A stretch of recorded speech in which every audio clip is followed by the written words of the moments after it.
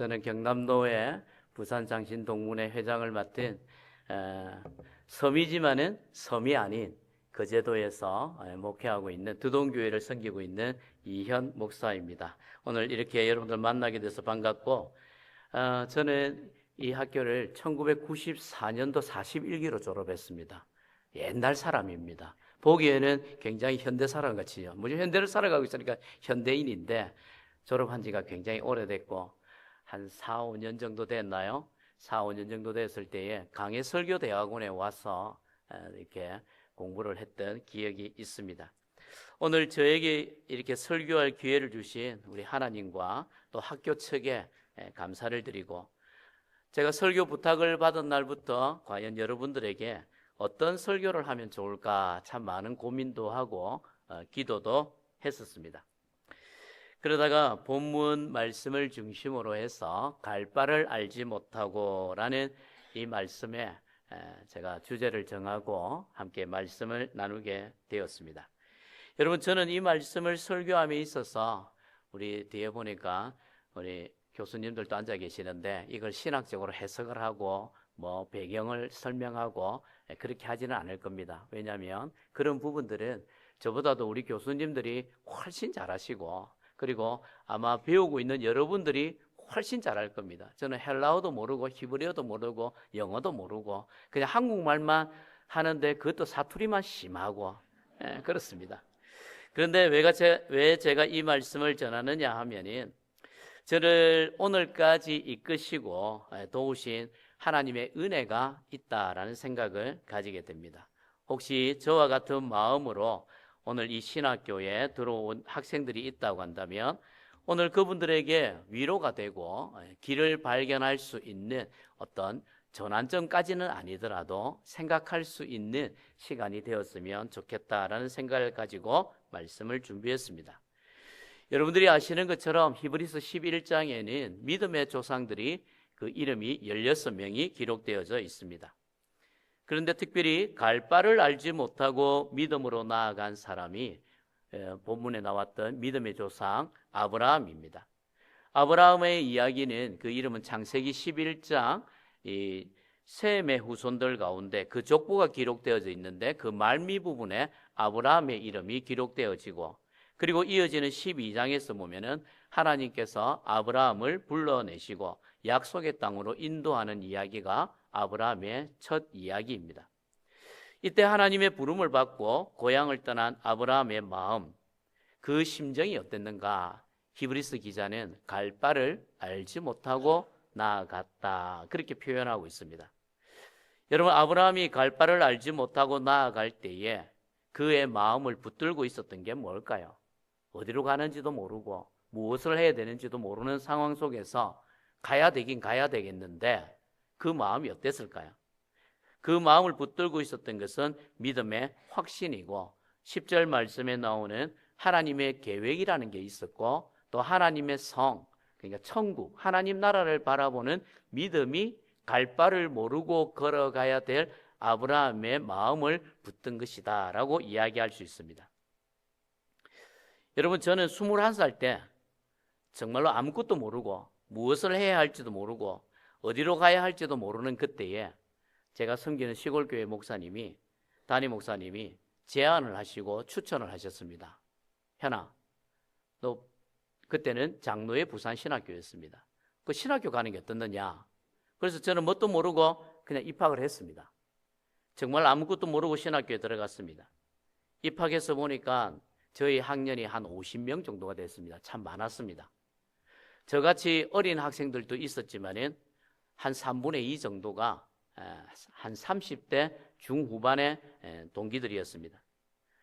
저는 그냥 아무것도 모르고 목사님이 가라 해서 그래 왔는데, 이렇게 자기들의 신앙 고백, 어떻게 해서 신학교로 오게 됐는지에 대해서 이야기를 나누는데 다 같이 불같은 소명을 받고 왔더라고요. 어떤 분은 금식 기도를 하다가 하나님의 음성을 듣고 왔다는 거예요. 그리고 어떤 분은 막 기도하던 중에 어릴 때부터 서원을 했다라는 거예요. 나는 목회자가 되겠다, 그랬다는 거예요. 그리고 어떤 분은 이런저런 직장도 다녀보고 또 사업도 해보고 이랬는데 하나님이 하는 일들마다 다 막으셔서 결국에는 맞다가 신학교를 들어왔다는 거예요. 다 모두가 들어온 어떤 계기점, 전환점은 달랐지만은, 동기는 달랐지만은 다 같이 불같이 뜨거웠습니다. 근데 저는 어땠는가? 아니었습니다. 그냥 왔습니다. 어쩌다 보니까 가라 하니까 그냥 들어왔어요. 공부하는데 얼마나 힘들고 어렵던지요.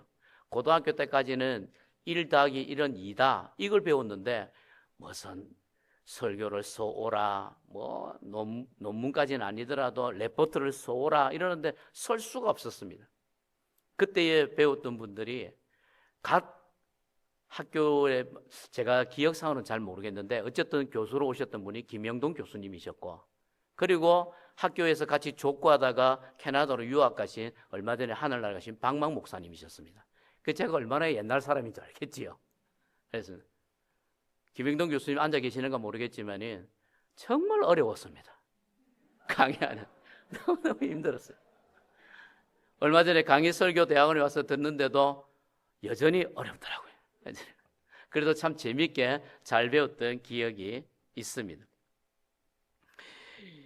중도에 포기를 할까 생각을 했는데 저의 큰 장점 중에 하나가 뭐냐면 시작을 하면은 졸업할 때까지 그냥 다니는 겁니다. 뭘 하든지 간에 시작을 했으면 그냥 다니는 겁니다. 그래서 해야 되나 말아야 되나 대한 고민도 있었지만은 어쨌든 그냥 끝까지 했습니다. 그러다 보니까 4학년이 되었고 신학교를 졸업하게 되었습니다. 4년 동안 신학을 공부했으니까 이제 다른 걸 할까 하는데 사람들이, 동기들이 서울의 장로의 신학교를 가야 된다는 거예요. 그 당시에는 지방 신학교 6개가 있었지만은 졸업을 하고 나면은 신대원이 광나루에 있는 장로의 신학대학교 하나밖에 없었습니다. 그래서 거기에 신대원을 가든지 아니면은 목회 연구 과정을 가든지 했어야 됐습니다. 그래서 가야 된다니까 저는 또 공부를 하고 동기들 3명과 함께 나름대로 공부를 해서 시험을 봤습니다. 1차에 성경을 봤는데 그래도 신학교를 졸업하는데 성경이 떨어져야 되겠나. 그래서 했는데 성경은 합격이 되더라고요. 합격된 사람들 대상으로 2차 신학과 영어를 시험 치고 3차에는 면접을 보는데 영어를 보고 신학 과목을 시험 치는데 처음 보는데 이건 아니구나 생각이 들었어요. 너무 어려웠어요. 그래도 학교에서 나름대로 젊다고 영어 공부를 좀 한다고 하는 사람이었는데 너무 어려운 거예요. 그래서 제가 시험 치는 도중에 하나님 앞에 기도했습니다. 하나님, 제가 1년을 더 공부해서 다시 들어오겠습니다. 그래서 올해는 그냥 시험 치고 내년에 정말 영어를 열심히 공부해가지고 내년에는 수석으로 들어오도록 하겠습니다. 기도하고 시험을 보는데 마음이 얼마나 가벼운지요. 그래서 시험을 10분 이내로 다 봤습니다. 10분 이내로. 그리고 나머지 시간은 엎드려 있는 거예요. 그러다가 시험지 제출하세요 하면 시험지를 제출하고 했습니다. 여러분, 제가 떨어졌을까요? 합격했을까요? 합격하는 거예요. 신기해요. 그 다음날 면접을 보는데 제가 우리가 한 500명, 600명 시험을 쳤거든요. 그 1차에서 한 절반 정도 그러고 하는데 제가 100단위로 자르는데 제가 3번째 면접을 봤습니다. 들어가신 분들이 한 1분 보고 면접 보고 나오더라고요.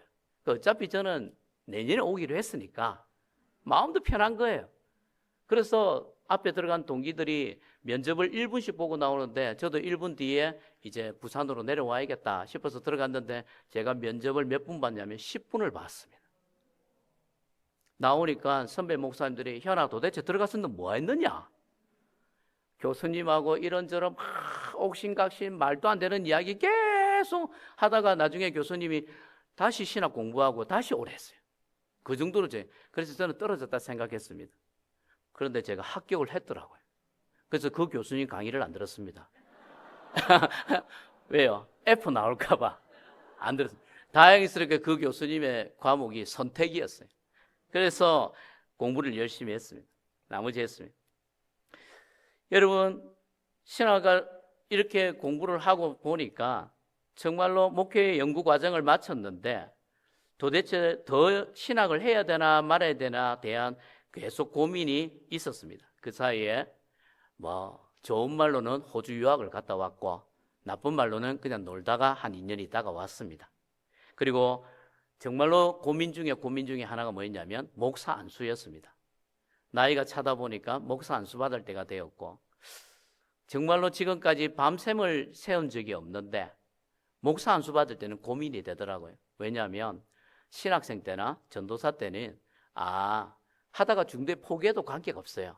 뭐 어떤 흔적이 남는 게 없으니까. 근데 목사 안수를 받게 되면은 노예의 이름이 올라가게 되고, 그리고 사람들이 목사님 부르다가 어느 순간에 보면 저 사람 목사가 안 하는가 보네 이러면 그게 저에게 마음에 무겁고 짐이 될까 봐 이걸 어떻게 해야 되나 고민하고 처음으로 밤샘을 세워서 고민하다가 기도한 것은 아니고 그냥 고민하다가, 그리고 노회에 가서 부산 노회에서 지난 2003년도 4월에 안수를 받았고 지난 2014년부터 제가 지금 섬기고 있는 두동교회에 부임을 해서 위임 목사로 섬기고 있습니다. 지금까지 계속해서 기도하는 제목 중에 첫 번째가 뭐냐면 아직도 그럽니다. 저희 교인들한테 이야기합니다. 내가 왜 목회를 시작했는지 모르겠습니다. 그리고 지금 목회하는 게 맞는지 모르겠습니다. 그리고 지금 목회를 똑바로 하고 있는지도 모르겠습니다. 그리고 제가 이걸 언제 그만둬야 될지도 모르겠습니다. 참 그렇게 해요. 왜 하나님께서 아무것도 모르던 21살짜리를 신학교에 보내고 또 그렇게 면접도 잘 못 보고 시험도 잘 못 봤는데 모견에 합격을 하고 그 이후에 학위를 공부를 하고 계속해서 사역을 할 수 있게 했던 게 뭘까? 왜 그랬을까? 저 나름대로 지금도 고민을 하고 오늘 새벽에도 기도했습니다. 그 중에 하나 제목 해답을 얻은 게 뭐냐면 이 녀석 중간에 떨어지게 하면, 중간에 쉬게 하면 틀림없이 목회 안 한다.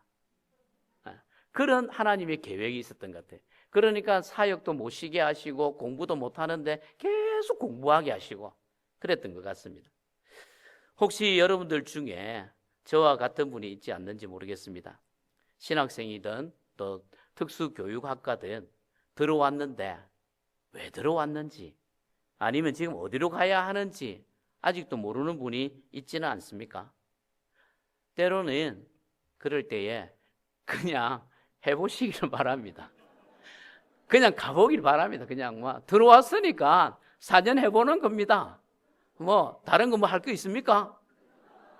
그냥 해보세요. 그냥 하다가 보면 누가 주변에서 조언할 겁니다. 교수님이든 누가 너 신학했으니까 대학원 할래? 하면은 할 거 없으면 그냥 하세요. 그냥 하세요. 그냥 하는 거예요. 그냥 하다가 보면 여러분 길이 열릴 때도 있고 뭐 어쨌든 가는 겁니다. 가는 거. 갈 바를 알지 못하는 거예요. 여러분 여기 목회하시기 위해서 많이 들어오셨을 건데 목회 쉽지 않습니다. 보람된 일도 많지만은 엄청나게 힘들고 어려운 일이 많습니다. 한 예화로 한 교회에 목사님이 목회를 하는데 장로님이 너무 힘들게 하시는 분이 계시는 거예요. 목사님 사역할 때마다 브레이크 걸고 목사님에 대해서 지적을 하고 그러는 거예요. 그 목사님은 스트레스 받겠어요. 그래서 기도를 하는데 하나님 앞에 기도하는데 그 장로님의 이름을 이렇게 거명을 할 수는 없으니까 별명을 마징가라고 지었어요. 하나님, 저 마징가 좀 어째 좀 해주십시오. 마징가 때문에 너무 힘들어요. 너무 힘들어요. 하나님, 마징가를 변화시켜 주시든지 아니면 마징가가 빨리 하나님 나라를 데려가시든지, 어쨌든 목사님이 얼마나 힘들었으면 그렇게 기도했을까요? 여러분들 지금 웃지만은 나중에 그 웃음이 여러분들도 그런 기도 나온다니까요. 그런데 하나님이 그 기도를 들으셨는지 정말로 마징가 장로님을 데려가신 거예요. 확 데려가셨어요. 그래서 목사님은 편하게 이제는 정말로 목회가 편하겠다 했는데 여러분 놀랍게도 그레이트 마징가가 나타났어요.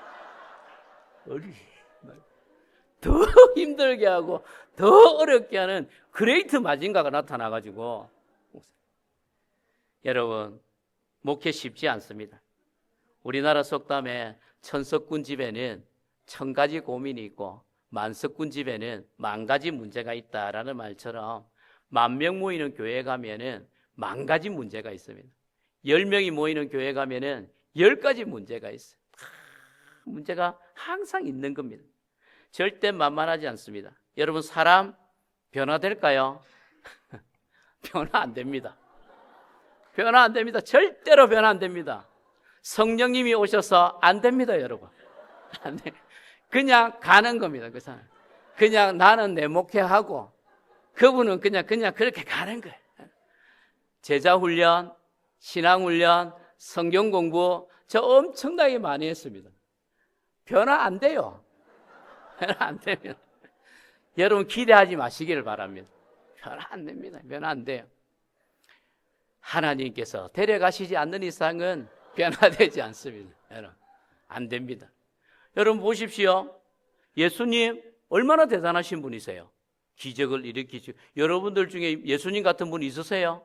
없습니다. 물 위를 걸어오시고 얼마나 대단하세요. 그런데 예수님 제자 중에 누가 나왔습니까? 가룟 유다가 나왔다니까요. 3년 동안 제자 훈련시켰는데 예수님 배신하는 가룟 유다가 나왔다니까요. 베드로는 어땠습니까? 3년 동안 예수님의 수제자라 했는데 그 무서워가 예수님을 3번이나 부인했지 않습니까? 여러분들이 아무리 공부를 하고 아무리 신령하고 아무리 은혜가 충만하고 목회해 보십시오. 사람 변화되는 거 안 됩니다. 안 됩니다. 그만큼 목회가 힘듭니다.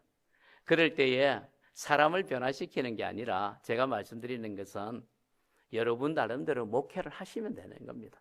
하나님 보시기에 부끄럽지 않는 목회. 하나님 앞에 섰을 때에 하나님 나 이렇게 하다가 왔습니다. 그런 목회를 하시면 되는 거예요. 하나님이 다 하시는 겁니다. 이렇게 힘드느냐? 여러분 목회의 보람도 있습니다.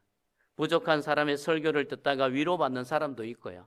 부족한 사람의 설교를 듣다가 목사님 갑자기 허리가 안 아파졌어요. 나았어요. 하시는 분들도 있습니다. 그리고 그 가운데 감사하게도 변화되는 사람도 간혹 나타납니다. 그래서 목회하는 거 아니겠습니까? 목회자를 하나님 다음으로 생각하며 섬기고 사랑하고 기도하는 사람들도 만나게 됩니다. 그래서 목회가 행복하고 보람됩니다. 저는 여러분들 보기에 나이가 어떻게 보는지 모르겠지만 저에게는 대학교를 다니는 아들이 2명이 있습니다. 그래서 아들이다 보니까 딸이 없어요. 그 딸들의 애교를 잘 모릅니다. 주변의 목사님들이 그래요. 아이고 이현 목사님 불쌍하다. 딸이 없어가지고. 그래서 저는 참 빨리 며느리를 보려고요. 그래 하고 있습니다. 근데 우리 교회 학교 아이들이 저를 참 좋아합니다. 특히 여자아이들이 얼마나 좋아하는지 몰라요. 목사님은 내 거예요. 이래요. 목사님은 1000살까지 살아야 돼요. 그래서 저하고 결혼해야 돼요. 그래요. 그래서 제가 그럽니다. 그러지 마라. 니네 아빠 기겁한다. 다음 주부터 교회 가지 마라 할 수도 있다. 그런 말 하지 마라. 제가 화장실 가면 여자아이들이 남자 화장실 앞에까지 따라와요. 그리고서 앞에서 목사님 빨리 나오세요. 빨리 나오세요. 그래. 권사님들 보는 데서 팔짱을 끼고 와가지고 목사님 내 거예요. 내 거예요. 그래.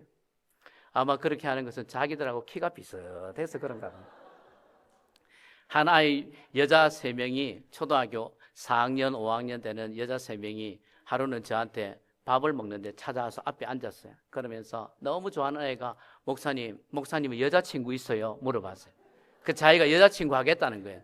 그러니까 옆에 있는 애가 야 무슨 소리 하니? 그 유치부에서 설교하는 그 여자 있잖아. 그 여자가 우리 집 사람입니다. 그러니까 사모님이라 해야 되는데 얼마나 실망이 됐는지 있잖아. 그 유치부에서 설교하는 그 여자. 그러니까 3명이 실망을 하는 거예요. 그 이야기를 듣고 저도 참 많이 웃고 우리 옆에 있던 성도님들도 참 많이 웃었습니다. 여러분 목회 힘들고 어렵지만은 보람되고 좀 표현이 좀 그렇지만 재미있는 일도 많습니다. 스트레스 받게 하는 마징가가 아니라 그레이트 마징가 같은 그런 사람도 있지만은 그래도 해볼만 합니다. 저도 하잖아요. 저도 지금 하고 있고 앞으로도 합니다. 조만간에 은퇴하려고 마음도 먹고 있지만은 제2의 인생을 어떻게 살아볼까 하는 계획도 세우고 있지만은 그 계획이 세워지지 않으니까 그냥 합니다. 그냥 해요. 일주일에 설교 10번 이상 합니다. 제가 혼자 사역하기 때문에. 하는데도 참 대단한 것은 우리 교수님들 들으면은 뭐 저래 이렇게 할 수도 있지만은 책 안 읽는데도 설교가 나와요. 설교가 나와요. 기도 안 하는데도 본문들이 떠올라요. 그러면 그냥 써져요. 그러니까 여러분들 같이 신령한 사람들은 더 잘할 거예요. 그러니까 너무 걱정하지 마시기를 바랍니다. 어차피 시작한 거 걸어가다 보면 아브라함이 갈 바를 알지 못했지만은 걸어가다 보니까 가나안 땅에 이르게 되었고, 가는 곳마다 제단을 쌓아서 하나님 앞에 예배 드리니까 우리가 아브라함을 뭐라고 부릅니까? 믿음의 조상이라고 부르지 않습니까? 여러분들이 걸어가면은 하나님께서 도와주실 줄 믿습니다. 여러분, 이 길이 맞는지, 내가 똑바로 걸어가고 있는지, 목회에 정말로 바른 길을 가고 있는지 여러분 고민해야 됩니다. 반드시 고민해야 됩니다. 계속해서 기도하고 생각을 해야 됩니다. 그래도 여러분 교회 사역하시기 바랍니다. 언제까지? 여러분 오늘이라도 하나님이 현아 너 오늘 그만 은퇴해라, 그만 됐다 하면 저는 너무 기쁘게 할렐루야 하면서 제2의 인생을 살 겁니다. 저의 마지막 인생의 목표는 제가 아주 작은 시골 교회 가서 목회를 하다가 그만두려고 합니다. 그래서 아무 목사님도 안 가는 2-3명 모여있는 산촌 어촌 같은 데 가서 주일날 그 할머니들하고 고스톱 치고, 평일에는 그 할머니들하고 놀다가 주일날에 복음 전하고, 또 마을에 힘든 일 있으면 도와주고, 그러고 하는데 그 여자가 안 가려고 해요. 그 여자가 안 가려고 해요. 어쨌든 뭐 안 가면은 뭐 저 혼자 가도 됩니다. 한 20 몇 년 살다 보니까 주말 부부도 괜찮겠더라고요. 괜찮겠더라고요. 여러분들에게 상처가 안 되면 좋겠고, 최소한 25년 이상 살아온 분들만 고민하시기를 바랍니다. 그리고 여러분 전도사님 시절에 교회에서 너무 열심히 사역하지 마세요. 밤새 가면서 막 자료 만들고 막 열심히 하지 마세요. 나중에 담임 목사 나한테 지칩니다. 교회에서는 적당하게 하세요. 적당하게. 담임 목사님 보기에 게으른 것 같지도 않고 그닥 열심히 하는 것 같지도 않고 뭔가 좀 애매한 상황 있잖아요. 그죠? 여러분, 제가 담임 목사가 되고 저희 교회도 부교육자들이 있었습니다. 그러니까 너무 열심히 안 하셔도 돼요. 그냥 애매한 선, 그 애매한 선만 지키면서 공부를 열심히 하십시오. 학교에서 공부 열심히 하시고, 그러면은 나중에 여러분들이 담임 목회를 하든지 선교사님으로 나가시든지 학교 교수님이 되시든지 그 목회의 길을 그때 진짜 열심히 하는 겁니다. 그러면 더욱더 여러분들의 삶에 보람이 있고 기쁨이 있고 많은 열매가 맺혀지게 될 줄 믿습니다. 여러분 고민하면서 걸어가시되 중도에 포기하지는 마시기를 바랍니다. 내가 몰라서 그렇지 여러분 하나님은 여러분들을 부르신 콜링, 이 소명, 사명 이거 하나님은 다 알고 계십니다. 한 걸음 한 걸음 그냥 묵묵히 우리 예수님 십자가의 길 걸어가셨던 것처럼 묵묵히 힘들고 어렵더라도 걸어가십시오. 힘들고 어렵게 하는 사람 보면서 걸어가지 마시고 재밌고 좋아하는 사람들 보면서 걸어가십시오. 설교도 막 비판하는 사람들 보면서 설교하지 마세요. 여러분들 설교 들을 때 좋아하는 사람들 있잖아요. 그 사람들 보면서 설교하세요. 저도 어디 볼까요, 그러면? 그러면 하나님께서 여러분들에게 은혜도 주시고 능력도 주시고 성령께서 큰 역사를 이루어 가실 줄 믿습니다. 그때까지 여러분 파이팅 하십시오. 저도 하잖아요. 저도 하고 있으니까 여러분들은 훨씬 잘할 겁니다. 하나님께서 여러분들 도와주시기를 주님의 이름으로 축복합니다. 기도하겠습니다. 하나님 아버지, 아브라함이 갈 바를 알지 못하였지만은 하나님께서 함께 하심을 믿고 묵묵히 그 길을 걸어갔습니다. 저도 그랬고 이 자리에 앉아있는 모든 우리 하나님의 사랑하는 자녀들이 앞으로 이 길을 묵묵히 걸어가야 될 것입니다. 고민할 것입니다. 그 고민할 때마다 하나님께서 길을 열어주시고 도우는 손길들을 붙여주시고 까마귀와 천사들을 보내셔서 이 모든 하나님의 자녀들이 하나님의 일을 잘 감당할 수 있게 도와주시옵소서. 예수님 이름으로 기도하옵나이다. 아멘.